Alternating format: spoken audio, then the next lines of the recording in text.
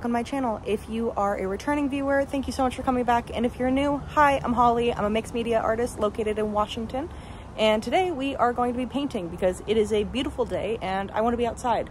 But I also really want to do art, so we're gonna do both. I did end up coming across a picture of like Sedona, Arizona. I am originally from there and I have been kind of missing it recently considering I haven't been back in a few years. And it's really pretty over there, but for very different reasons. So I wanted to go ahead and paint that. I will be tagging all of my materials in the description of this video for anyone who is wanting to know what I'm using and if you are curious.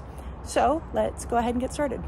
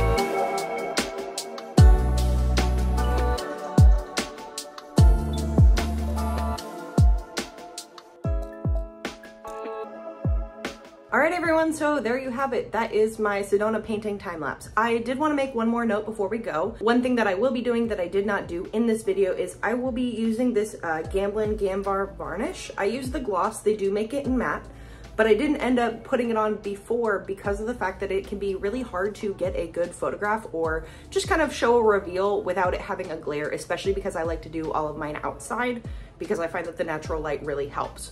So if you end up doing any sort of acrylic painting, this really helps to bring all the colors out. It almost gives it more of like an oil-like surface, where oil painting typically has a little bit more vibrancy and saturation in the colors. It has more depth there. And I feel like the varnish really helps to kind of give it that oil painting feel. I've had a lot of people mistake my paintings for oil after I put this on. I will be using a combination of both a foam and a cheap like construction paintbrush. You can really get both these for like $1 each. I think they do have them at the dollar store sometimes, or $1.25 store. They're raising prices everywhere, whatever. Get yourself one of these. I do like using both of these because I would prefer the foam brush. However, because I use super textured paint, the parts that have dried, and sometimes they'll have like little like hooks and just like little spikes that come out of them just by the way that the paint dries, it can pull out some of the foam and leave residue of like just like little foam bits all over the canvas. And because these are typically black, I don't like to do that. So with the top part of my painting, I will be using one of these guys, and then for the bottom part where it's got a lot more texture, where the cacti and all the bushes and stuff are, for the shrubbery, I will be using the bristled brush. So that is what I like to use, and you will be using a super thin layer. Please make sure to use gloves. You don't want the stuff on your body. But yeah, that is usually like my finishing touch. I will be linking everything down in the description of this video for any of you who want to go ahead and try this on your own. But thank you all so much for watching, and I appreciate you all being here. I will see you next time. Bye-bye.